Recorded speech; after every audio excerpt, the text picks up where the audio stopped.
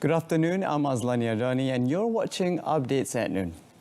The Perikatan Nasional Government remains committed to ensure the rights of Sabahans and Sarawakians, as stipulated under the Malaysia Agreement 1963 MA63, are preserved. Prime Minister Tan Sri Muhyiddin Yassin said this is reflected in the formation of the Cabinet, where a specialised portfolio on Sabah and Sarawak affairs was established under the Prime Minister's Department.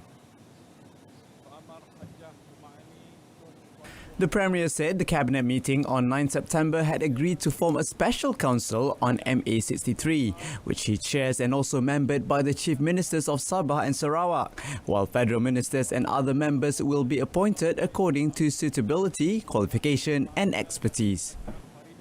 Majlis khas ini akan membincangkan isu-isu yang berkait dengan hak-hak Sabah dan Sarawak, seperti yang termaktub dalam Perjanjian Malaysia 1963. Antaranya ialah kedudukan Sabah dan Sarawak sebagai rakan sekutu, hak negeri di bawah perkara 112 Perlembagaan Persekutuan, Perjanjian Malaysia 1963 dan laporan Intergovernmental Committee, Keselamatan Negeri dan Pendidikan. In his speech at the Malaysia Day 2020 celebration at the Cebu Indoor Stadium last night, the Premier expressed hope that the formation of this council will resolve several issues pertaining to the rights of Sabahans and the Sarawakians in line with the spirit of MA63 and provisions in the Federal Constitution. In related development, Tan Sri Muhyiddin said the federal government has always prioritised development in matters in Sabah and Sarawak. To this, the Premier explained that the government will be incorporating the National Digital Infrastructure Plan Jendela under the 12th Malaysia Plan. Tan Sri Muhyiddin said this initiative is in line with Perikatan Nasional's government's commitment to ensure no Malaysian is left behind in enjoying the product of development. This includes the people of Sabah and Sarawak, many of whom have been lacking high-speed internet connectivity. Pastinya penduduk Sabah dan Sarawak adalah antara yang bakal menerima manfaat daripada pelaksanaan plan ini. Di Sabah, sebanyak 35 menara baru dan 1,048 alat pemancar komunikasi di menara sedia ada akan dinaik taraf secara komersial bagi meningkatkan liputan 4G. Di Sarawak pula, sebanyak 49 menara baru dan 825 alat pemancar komunikasi di menara sedia ada akan juga dinaikkan taraf secara komersial. The Jendela is said to be the foundation of the country's digital infrastructure transition towards 5G technology and the timely delivery of ubiquitous, high-quality broadband services at reasonable rates. The commercialization of the 5G or the fifth generation of mobile technology will probably take place in or closer to 2022, with the move to 5G slated under Phase 2 of Jendela. Phase 1 of Jendela, which runs until end of 2021, will see a phased shutdown of 3G even as the 4G network is prepped for 5G deployment and targets to widen coverage to reach 96.9% of all populated areas from 91.8%, with higher average mobile broadband speeds of 35 Mbps. In addition to this, the Prime Minister said national sovereignty would also be defended without compromise. Saya ingin tegaskan bahawa Sabah dan Sarawak akan terus kekal berada di dalam Malaysia. Kerajaan Persekutuan tidak akan tunduk kepada mana-mana desakan oleh pihak-pihak yang cuba untuk mempertikaikan kedaulatan negara kita ini. The Premier said the government, through the National Security Council and enforcement agencies, carry a shared responsibility in strengthening border security to prevent encroachment and threats against this nation's sovereignty. He said this includes implementing Ops Benteng and increasing enforcement in the Eastern Sabah Security Command (ESCOM) area. Meanwhile, Tan Sri Muhyiddin reminded everyone that the Malaysia Day celebration is meant to commemorate the formation of Malaysia. He explained that this was the result of the unity of leaders and the people who had faced various challenges and issues during the formation of this country. Semenjak detik pembentukan Malaysia, kita telah berjaya menempuh liku-liku cabaran sehingga menjadi sebuah negara yang bebas, berdaulat dan berkemajuan pada hari ini. Justru adalah menjadi tanggungjawab kita sebagai rakyat Malaysia yang setia dan cintakan tanah air untuk terus mempertahankan keamanan, keharmonian dan kemajuan yang kita kecapi selama ini. The Education Ministry will be implementing upgrading works on several dilapidated schools in the rural areas of Sabah. Deputy Education Minister Dato' Amar Hansun said this includes upgrading and maintaining the infrastructure and other facilities in the school.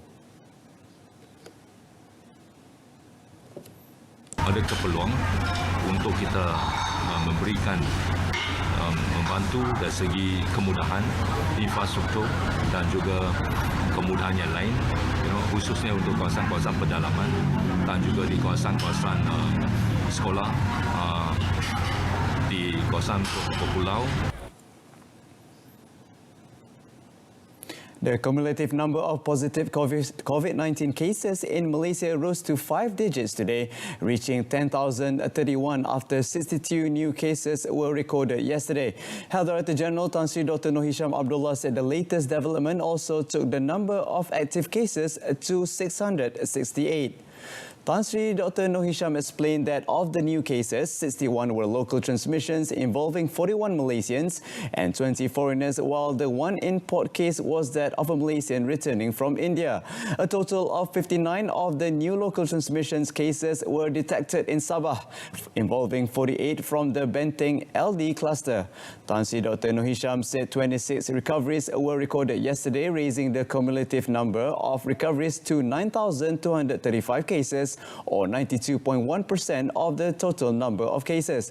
The Health DG also reported that 15 patients are currently being treated in the intensive care unit, with 3 of them requiring the ventilators. No new deaths were reported today, with the death toll remaining at 128. Pledges of Gabungan Rakyat Sabah GRS for the Rakyat of Sabah in tandem with the state election is believed to be able to restore the state's economy. The pledges, which are based on the rights of Sabah, integrity, leadership, shared prosperity vision and unity of the people, will be fulfilled if the GRS comprising Perikatan Nasional, Barisan Nasional and Parti Bersatu Sabah successfully receives the people's mandate to form the new state government. Ini satu manifesto yang agak istimewa menghadapi untuk mengatasi masalah-masalah rakyat, terutama ikuran daripada pandemik COVID-19, dan kita berharap dengan aku janji yang kami buat ini, kami amat yakin rakyat akan membantu dan mengundi kami di dalam pilihan raya akan datang. Yang penting sekarang ialah usaha kami untuk memulihkan ekonomi negeri Sabah. Dato' Sri Hajiji also regarded their pledge as a special manifesto to address the rakyat's issues resulting from the COVID-19 pandemic. Yesterday, Prime Minister Tan Sri Muhyiddin Yassin launched the manifesto promising overall delivery of socio-economic development, infrastructure and prosperity, among others, for the people in the state who were still lagging behind others in the nation. PAS has pledged its support for the Gabungan Rakyat Sabah GRS candidates who will be competing in the Sabah state election. Its Deputy President Dato' Sri Tuan Ibrahim Tuan Man said the matter was discussed and finalised in the PAS General Assembly recently. Saya buat pertemuan dengan seluruh jentera PAS dan arahan daripada parti kepada semua jentera dan pengundi dan penyokong PAS bahawa pilihan raya pada kali ini kita mesti menyokong calon-calon yang telah diputuskan oleh Barisan Nasional dalam pilihan raya, termasuk rakan-rakan dalam Perikatan Nasional. Dato Sri Tuan Ibrahim also clarified that the party was not disappointed at all for not having any of its members selected to run for the state seats. The Malaysia Digital Economy Corporation, MDEC, aims to launch Malaysia to greater heights into one of the top 10 business-friendly countries, especially for startup companies involved in technology. To achieve this, MDEC strives to create an accommodating ecosystem according to the current business landscape. According to Vice President of Global Growth Acceleration, GGA at MDEC, this simultaneously will make the country a hub for startup companies. When ecosystems are working very well, particularly tech ecosystems, this attracts innovation, this attracts investments, this attracts entrepreneurs to come to places like Kuala Lumpur to start their business. And when they start their business in Kuala Lumpur, this is going to create job creation, it's going to have exports coming through the system. So this is how an ecosystem evolves. He said this at the winners' announcements event of the Super Seed 2 Championship in Bandar Sunway, Selangor. Based on the 2020 Global Startup Companies Ecosystem Report, Malaysia is currently at the 11th place of the most startup company-friendly countries in the world. Tourists do not need to worry about going on holiday to the resort island of Langkawi as it is still classified as a green zone. According to Langkawi Development Authority LADA Chief Executive Officer Dr. Hazri Adnan, Langkawi is safe even though the Administrative Enhanced Movement Control Order EMCO is currently being enforced in Kota Serta, Kedah. LADA, together with industry players, has implemented various initiatives to attract tourists to Langkawi. The number of tourists increased to 189,000 in July and a similar trend was seen in August. However, the enforcement of administrative EMCO to some extent has affected the efforts due to rising concerns among tourists about the safety of the popular tourist destination. Mungkin ada kekhawatiran yang ianya juga berlaku di Langkawi.